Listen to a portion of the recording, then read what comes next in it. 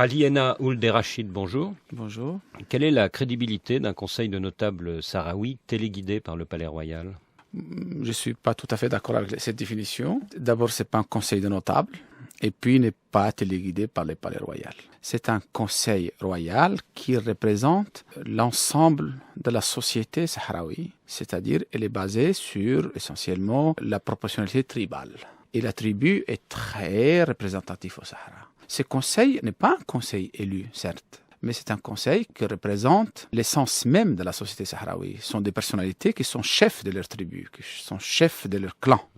Alors vous dites que vous n'êtes pas téléguidé, mais l'impulsion est tout de même venue du roi lorsqu'il est venu à Laayoune en mars dernier. Absolument, l'impulsion, oui. Sa Majesté le roi Mohamed VI a voulu tourner l'ancienne page de reproches et des querelles entre l'administration marocaine et les Sahraouis. Ces mêmes reproches et cette querelle qui a été à l'origine de la création des Front Polisario et de ce conflit de Sahara. Alors, vous savez qu'il y a de nombreux Sahraouis qui réclament l'indépendance, non seulement parmi les 100 000 réfugiés de Tindouf, mais aussi chez les jeunes qui ont fait l'intifada l'an dernier, chez vous, à Laayoune.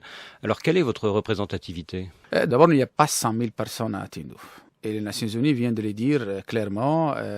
90 000.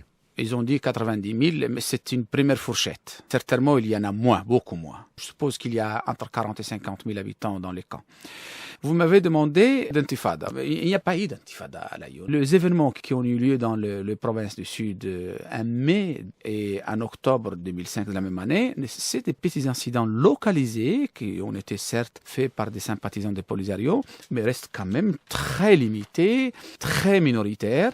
Et d'ailleurs, toutes les personnes qui ont été impliquées dans ces incidents, ils ont été libérés dans la dernière amnistie pratiquée par Sa Majesté le roi Mohamed VI. Khaliena Ould Rachid, si vous êtes sûr de votre représentativité, pourquoi refusez-vous ce référendum d'autodétermination que James Baker a proposé il y a 3 ans? Mais simplement, je vous dis que ce référendum est irréalisable et impossible parce qu'on doit modifier presque tout le Maghreb. Identifier qui habite où, qui est l'origine. Et c'est ça où les Nations Unies se sont empêtrées.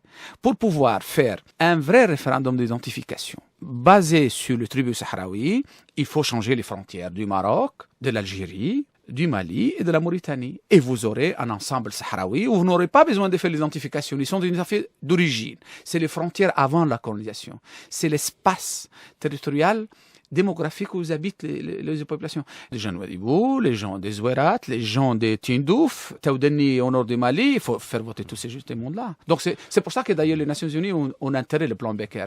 Il est irréalisable. À la place de ce référendum, le roi annonce d'ici quelques mois un plan d'autonomie pour le Sahara et vous demande de lui faire des propositions. Est-ce qu'on peut imaginer un statut qui ressemble à celui de la Catalogne en Espagne, tout sauf la monnaie, la défense, les affaires étrangères? Oui, nous allons faire une autonomie à la marocaine, mais inspirée largement des expériences déjà vécues. Et certainement, l'Espagne est un bon exemple. Ouais. Dans son dernier rapport, Kofi Annan a préconisé des négociations directes entre le Maroc et le Front Polisario, ce qui va dans votre sens. Mais la semaine dernière, le Conseil de sécurité a fait machine arrière. Est-ce que ce n'est pas une victoire pour l'Algérie et l'Afrique du Sud Pas du tout. Et une défaite pour le Maroc? Absolument pas. Le Maroc ne dit pas qu'il a gagné, il a dit qu'il faut qu'on négocie. Ce que je ne comprends pas, moi, c'est que des partis disent on ne veut pas négocier. Comment peut-on admettre ça, qu'on ne peut pas négocier, ou qu'on exige qu'on rétablisse le plan Becker? Le plan Becker est un terrain mort, définitivement. D'ailleurs, il a été dès le début, c'était un plan mort-né. Donc, négocions sur la base de cette autonomie. L'Algérie va sortir, d'abord l'Algérie dit qu'elle n'est pas impliquée. Et moi, je lui dis, ok, contribuez à que nous dialoguons avec nos frères, qui sont chez vous, à Tindouf, ou à Alger. Soyez cool, je dirais aux Algériens, à nos frères. Est-ce que justement le Maroc n'est pas de plus en plus isolé face à une Algérie très riche en pétrole et soutenue aujourd'hui par l'Afrique du Sud? Non, l'Afrique du Sud est très loin de ces problèmes. Bon, ça, c'est une incompréhension due à la Coupe du Monde, de problèmes accessoires. Mais l'Algérie, oui, je suis content que l'Algérie soit riche. Et j'aimerais bien que cette richesse contribue à l'épanouissement et au progrès du Maghreb. J'aimerais bien que cette richesse n'aille pas à la ferraille et qu'il n'aille pas acheter plus d'armes. J'aimerais bien que l'Algérie soit un pays développé, que ce soit le modèle à suivre. L'Algérie a résolu grâce au dialogue, à la concorde, les problèmes internes de l'Algérie. Nous voulons que cette expérience que l'Algérie a menée pour résoudre son problème interne contribue à résoudre ce problème du Sahara. Vous êtes inquiet des derniers contrats d'armement signés entre l'Algérie et la Russie? Non, pas du tout. Il n'y aura jamais de conflit entre l'Algérie et le Maroc. Depuis 30 ans, ce conflit est dans l'impasse. On voit bien qu'il y a une guerre d'usure entre le Maroc d'un côté, le Polisario, l'Algérie de l'autre. Est-ce que vous ne risquez pas de la perdre, cette guerre d'usure? Non, le mouvement de Polisario, il est là depuis 1976. Ses dirigeants sont depuis 1976. L'Union soviétique a disparu, la démocratie est apparue en Afrique, mais par contre, le Front Polisario est toujours le même. Ses dirigeants sont les mêmes, les campagnes sont dirigées de la manière.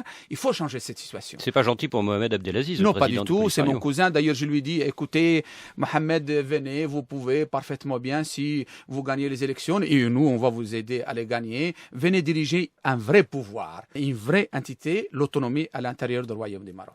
Khali Enna Ould et Rachid, merci.